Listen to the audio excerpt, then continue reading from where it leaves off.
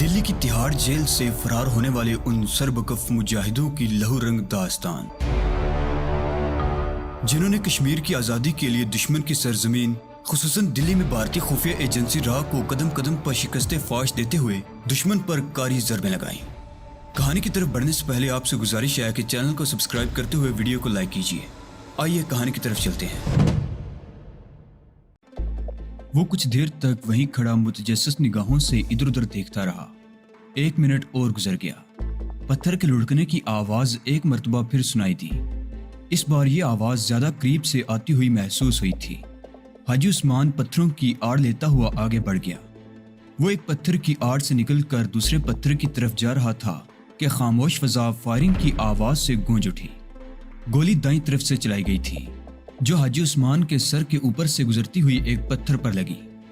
حاجی عثمان نے ایک دم دوسرے پتھر پر چھلانگ لگا دی اور بڑی احتیاط سے جھانک کر اس طرف دیکھنے لگا جہاں سے گولی چلائی گئی تھی۔ اس کے ساتھ ہی اس کا دل اچھل کر حلق میں آ گیا۔ اس سے تقریباً 50 گز دور ایک پتھر پر ایک بھارتی فوجی کھڑا تھا۔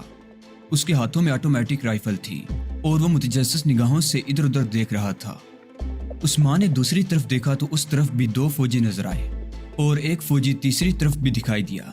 حاجی عثمان کو سمجھنے میں دیر نہیں لگی کہ وہ گھیرے میں آ چکے ہیں، اور وہ صرف 4 فوجی ہی نہیں تھے، یقیناً اور بھی بہت سے فوجی ہوں گے جو پتھروں کی آڑ لیتے ہوئے آگے بڑھ رہے ہوں گے۔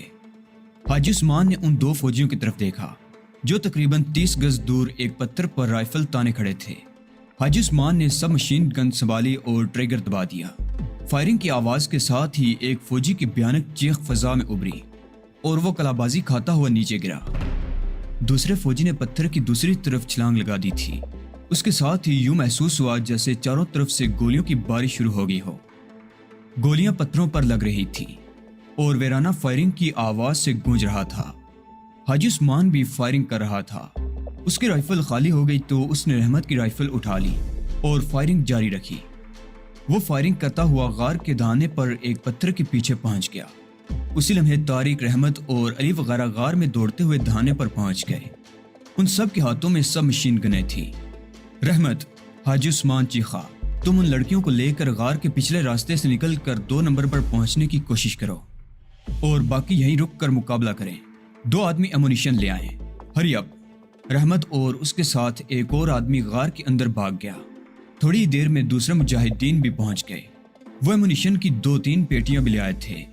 حاجی عثمان کا خیال تھا کہ ان کے مقابلے پر 30-40 فوجی تھے جو غار کی طرف اندھا دھند فائرنگ کر رہے تھے۔ حاجی عثمان اور اس کے ساتھی غار کے دہانے کے سامنے پتھروں کی آڑ میں پوزیشن سنبھالے فائرنگ کا جواب دے رہے تھے۔ اچانک یکے بعد دیگرے 2 ہینڈ گرنیڈ دہانے کے قریب گر کر پھٹے اور 2 کان پھاڑ دینے والے دھماکے ہوئے۔ اس کے ساتھ ہی 2 چیخیں بلند ہوئیں۔ طارق نے گھوم کر دیکھا، ان کا ایک ساتھی شہید ہو چکا تھا۔ اس کے جسم کے ٹکڑے بکھر گئے تھے۔ دوسرا مجاہد زخمی ہوا تھا، اس کے بازو پر بم کا ٹکڑا لگا تھا۔ غار کے اندر چلو، حاجی عثمان نے چیخ کر اپنے ساتھیوں کو حکم دیا۔ وہ لوگ فائرنگ کرتے ہوئے الٹے قدموں دوڑ کر غار میں گھس گئے۔ اس دوران 2 اور ہینڈ گرنیڈ غار کے دہانے کے سامنے گرے، لیکن اس مرتبہ ان میں سے کسی کو کوئی نقصان نہیں پہنچا۔ حاجی عثمان اور 2 آدمی غار کے دہانے کے اندر کی طرف کھڑے فائرنگ کرتے رہے۔ یک ایک زناٹے کی آواز گونجی اور پھر کان پھاڑ دینے والا دھماکہ ہوا۔ بھارتی فوجیوں کی طرف سے راکٹ فائر کیا گیا تھا جو غار کے دہانے کے اوپر والی چٹان پر لگا اور بڑے بڑے پتھر ٹوٹ کر نیچے گرنے لگے۔ صرف 1 منٹ کے وقفے سے ایک اور راکٹ داغا گیا۔ یہ راکٹ بھی اوپر والی چٹان پر لگا۔ کچھ اور بڑے بڑے پتھر ٹوٹ کر نیچے گرے اور غار کا دہانہ بند ہونے لگا۔ بھاگو جلدی، حاجی عثمان چیخا۔ وہ لوگ حاجی عثمان کے ساتھ اندر کی طرف دوڑنے لگے۔ غار خالی تھا۔ رحمت نیلم اور مشی کو لے کر جا چکا تھا۔ اندر سامان بکھرا ہوا تھا اور صرف ایک پیٹرو میکس جل رہا تھا۔ وہ لوگ غار کے اس حصے میں پہنچ گئے جہاں گولہ بارود رکھا ہوا تھا۔ انہوں نے اپنی اپنی قوت استعداد کے مطابق گولہ بارود اٹھایا اور حاجی عثمان کے پیچھے پیچھے دوڑتے ہوئے غار کے آخری سرے پر ایک تنگ سے راستے میں داخل ہو گئے۔ یہ تنگ سا سرنگ نما راستہ بتدریج بلندی کی طرف چلا گیا تھا۔ تقریباً 200 فٹ اوپر جا کر یہ راستہ مزید تنگ ہو گیا۔ ایک ایسی جگہ بھی آئی جہاں سے انہیں سینے کے بال رینگ کر گزرنا پڑا۔ دوسری طرف پہنچ کر وہ رک گئے۔ यहाँ से सुरंग फिर कुशादा होना शुरू हो गई थी। यहाँ चंद बड़े बड़े पत्थर पड़े हुए थे। हाजी उस्मान ने तारिक वगैरह की मदद से 2-3 बड़े पत्थर धकेल कर गार के तंग दहाने के सामने रख दिए और वो रास्ता बंद हो गया। वो लोग बदतरीज बुलंदी की तरफ दौड़ रहे थे। आखिरकार खुली जगह पर निकल आए। यहाँ एक पत्थर के पीछे नीलम, मिशी और रहमत सब मशीन गने संभाले बैठे थे। यहाँ क्यों बैठे हो? हाजी उस्मान ने रहमत को घूरा। इन दोनों का कहना है कि हम अपने साथियों को छोड़कर नहीं जा सकते। रहमत ने कहते हुए नीलम और मिशी की तरफ इशारा किया। तुम्हारा ये जज्बा काबिल कदर है, हाजी उस्मान ने दोनों लड़कियों की तरफ देखते हुए कहा। लेकिन सूरत हाल ऐसी नहीं कि तुम्हें रोका जा सके। तुम दोनों इसके साथ निकल जाओ। हाजी साहिब, मिशी ने दोनों हाथ सामने करते हुए कहा, क्या आपको हमारे हाथों में चूड़ियां नजर आ रही हैं? नहीं, लेकिन हाजी उस्मान कहते कहते रुक गया। वो गालिबन मिशी का मतलब समझ गया था। ठीक है, अब मैं कुछ नहीं कहूंगा। वो चंद लम्हे इधर उधर देखता रहा, फिर अपने साथियों से मुखातिब होकर बोला, हम लोग इस वक्त गार के ऊपर हैं और भारतीय दरिंदे इस तरफ होंगे। तुम लोग फैल कर आगे बढ़ते रहो। वो सब लोग हमारी जद में होंगे, किसी को बच कर नहीं जाना चाहिए। वो लोग पत्थरों की आड़ लेते हुए चट्टान के किनारे की तरफ बढ़ने लगे। नीलम और मिशी भी उनके साथ थी। पहाड़ अभी भी धमाकों से गूंज रहे थे, जिसका मतलब था कि भारतीय फौजी अभी तक गार के दहाने पर गोलाबारी कर रहे थे। चट्टानें लरसती हुई सी महसूस हो रही थी। चट्टान के किनारे पर पहुंचकर वो रुक गए। हाजी उस्मान ने कुछ और आगे जाकर एक पत्थर की आड़ से झांका और उसके साथ ही उसका दिल उछल कर हलक में आ गया। जिस वक्त गार पर हमला हुआ था तो हाजी उस्मान का ख्याल था कि भारतीय फौजियों की तादाद 30-40 के लगभग होगी, लेकिन उसका अंदाजा गलत था। चट्टान के नीचे उसके सामने चारों तरफ भारतीय फौजी फैले हुए थे, जो गार के दहाने पर गोलाबारी कर रहे थे। उनकी तादाद 150 से कम किसी तरह नहीं थी। हाजी उस्मान ने अपने साथियों को इशारा किया। वो भी आहिस्ता आहिस्ता रेंगते हुए हाजी उस्मान के करीब आ गए। तारिक और अली के पास रॉकेट लॉन्चर थे, लेकिन रॉकेट सिर्फ 4 थे। अलबत्ता उन लोगों के पास हैंड ग्रेनेड खासी तादाद में मौजूद थे। हाजी उस्मान के इशारे पर उन सब ने फायर खोल दिया। बहुत से भारतीय फौजी उनकी जद में थे। भारतीय फौजियों पर गोया क़यामत टूट पड़ी। वो सोच भी नहीं सकते थे कि पहाड़ी के ऊपर से भी उन पर हमला हो सकता है। वो तो अब तक मुसलसल गार के दहाने पर फायरिंग करते रहे थे। उनका ख्याल था कि वो मुजाहिदीन को गार के अंदर ही खत्म कर देंगे, लेकिन इस नई सूरत हाल ने उन्हें बुरी तरह बदहवास कर दिया था। पहले ही हमले में कई फौजी जहन्नम रसीद हो गए और बाकी इधर उधर दौड़ते हुए पत्थरों के पीछे पनाह लेने लगे। मुजाहिदीन ने अब दस्ती बम फेंकना शुरू कर दिए थे। फौजी बदहवास होकर इधर उधर भागते फिर रहे थे। 10-15 फौजी एक पत्थर के करीब जमा हो गए थे। तारिक ने उस पत्थर की तरफ रॉकेट फायर कर दिया। रॉकेट उस पत्थर से टकरा कर फटा और कई भारतीय फौजियों के परखचे उड़ गए। मुसलसल दस्ती बमों और रॉकेटों के हमले से भारतीय फौजियों के जहनों पर यह तासुर मुरतब हुआ कि मुजाहिदीन की कोई बड़ी पलटून उनके मुकाबले पर आ गई है। अब भारतीय फौजी मुकाबले की बजाय राह फरार इख्तियार करने की कोशिश कर रहे थे। भागते हुए फौजी भी मुजाहिदीन की गोलियों का निशाना बन रहे थे। तकरीबन आधे घंटे बाद तारिक, हाजी उस्मान और उसके साथी चट्टान से उतर आए। चट्टान का दहाना ऊपर से गिरने वाले पत्थरों से बंद हो चुका था और चारों तरफ भारतीय फौजियों की लाशें बिखरी पड़ी थी। कई फौजी जख्मी थे जो बुरी तरह चीखों पुकार कर रहे थे। ऐसे जख्मी फौजियों को भी गोलियों का निशाना बनाकर उन्हें तकलीफ से निजात दिला दी गई।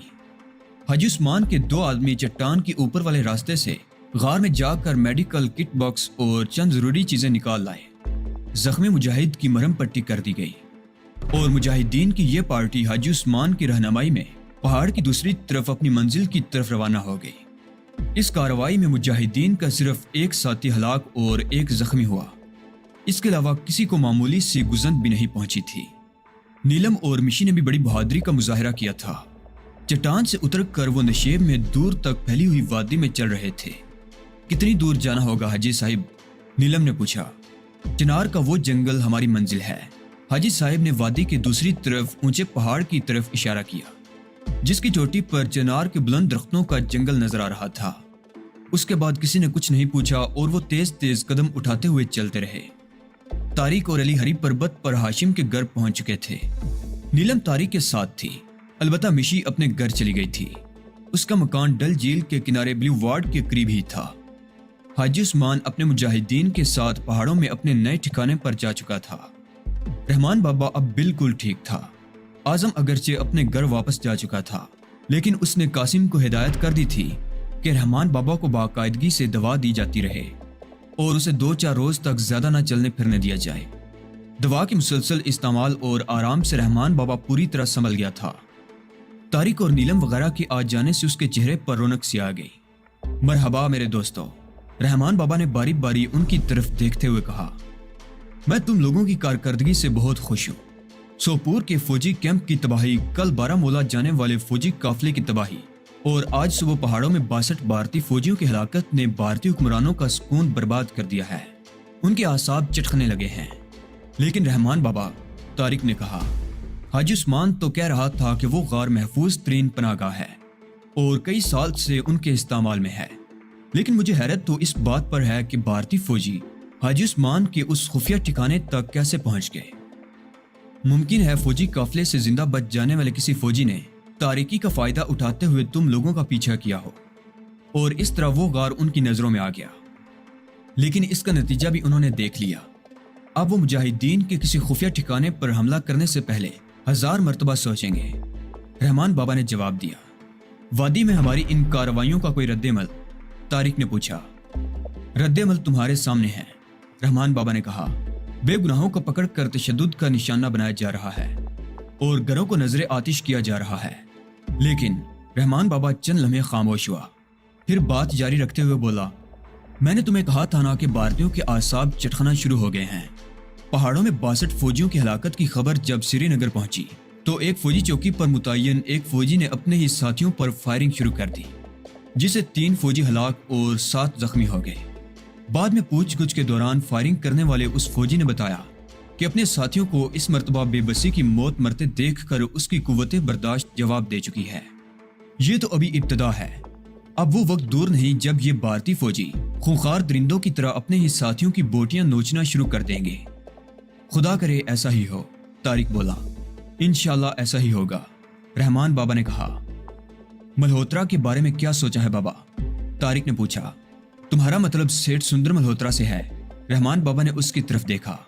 ہاں، آپ کو یاد ہے دلی سے میں جو کاغذات لایا تھا ان میں منصوبے کے مطابق سیٹھ ملہوترا ہی وہ شخص ہے جو وادی میں بھارتی ایجنٹوں کے بارے میں سب کچھ جانتا ہے۔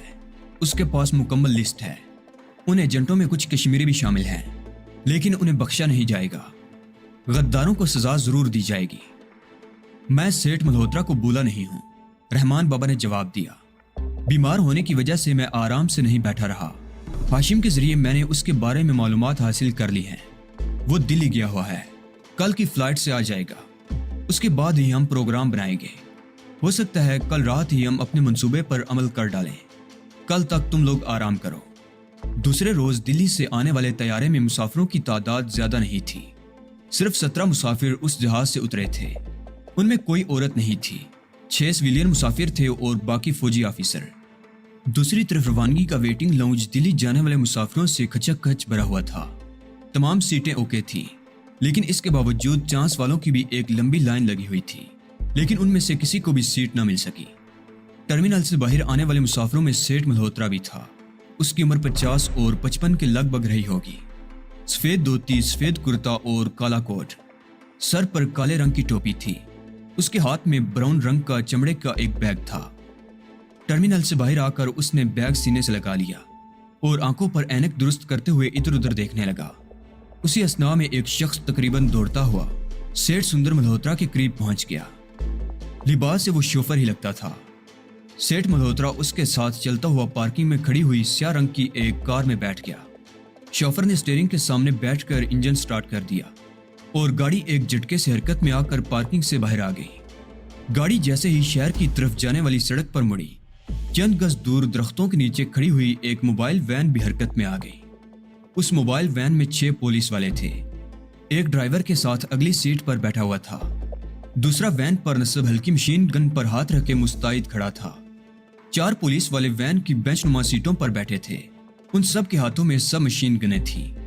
یہ پولیس موبائل وین چند گز کا فاصلہ طے کر کے سیٹھ ملہوترا کی کار کے پیچھے چل پڑی۔ ایئرپورٹ کے سامنے پارکنگ میں ایک کھٹارا سی کار میں بیٹھے ہوئے 2 آدمی بڑی گہری نظروں سے सेठ मल्होत्रा की कार और उसके पीछे पुलिस की मोबाइल वैन को जाते हुए देखते रहे। उन्हें यह समझने में देर नहीं लगी थी कि पुलिस की इस मोबाइल वैन को खास तौर पर एयरपोर्ट भेजा गया था।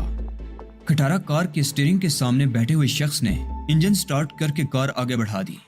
वो दोनों अधेड़ उम्र कश्मीरी थे और उनका ताल्लुक रहमान बाबा के लिबरेशन फ्रंट से था। वो लोग सेठ सुंदर मल्होत्रा की निगरानी के लिए ही एयरपोर्ट आए थे। उनकी कार के पार्किंग से निकलने से पहले एक और कार आगे आगे निकल चुकी थी और उनके ख्याल में ये अच्छा ही हुआ था। सेठ सुंदर मल्होत्रा और उनकी कार के दरमियान एक और कार हायल होना उनके ख्याल में उनके हक में बेहतर ही था। इस तरह उन पर ताकुब का शुबा नहीं किया जा सकता था।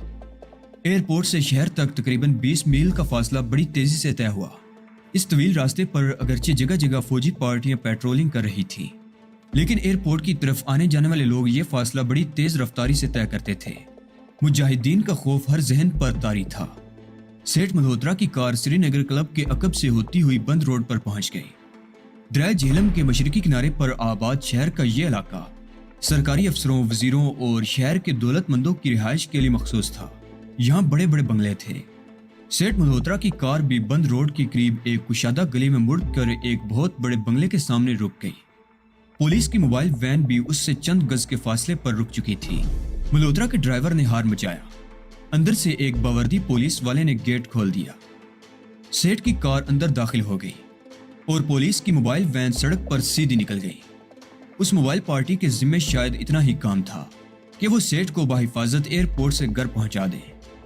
उन दोनों उमर रसीदा कश्मीरी मुजाहिदीन की खटारा सी कार भी सेठ मल्होत्रा के बंगले के सामने से गुजरती चली गई। उसी शाम दोनों कश्मीरी मुजाहिदीन में से एक हाशिम के मकान में रहमान बाबा के सामने खड़ा था। वो अपनी रिपोर्ट देते हुए कह रहा था, सेठ सुंदर मल्होत्रा अपने बीवी बच्चों को दिल्ली छोड़ आया है। कोठी में उसके पास एक मुलाजिम है, या फिर वो कांस्टेबल जो कोठी के गेट के करीब गार्ड कैबिन में बैठा सिगरेट पीता रहता है। अकबी कोठी में एक सरकारी ऑफिसर रिहाइश पजीर है, लेकिन वो अपने बीवी बच्चों को छोड़ने के लिए आज ही सुबह की फ्लाइट से दिल्ली गया है। उसकी वापसी में 3 दिन लगेंगे। वैसे हकीकत ये है कि बहुत से सरकारी बंगले आजकल तकरीबन खाली पड़े हैं। बड़े बड़े सिविलियन और फौजी ऑफिसर अपने बीवी बच्चों को हिंदुस्तान भेज रहे हैं। वो पुलिस और फौज के पहरे के बावजूद अपने घरों को महफूज नहीं समझते। मुजाहिदीन के हमलों के खौफ ने उनकी रातों की नींदें उड़ा दी हैं।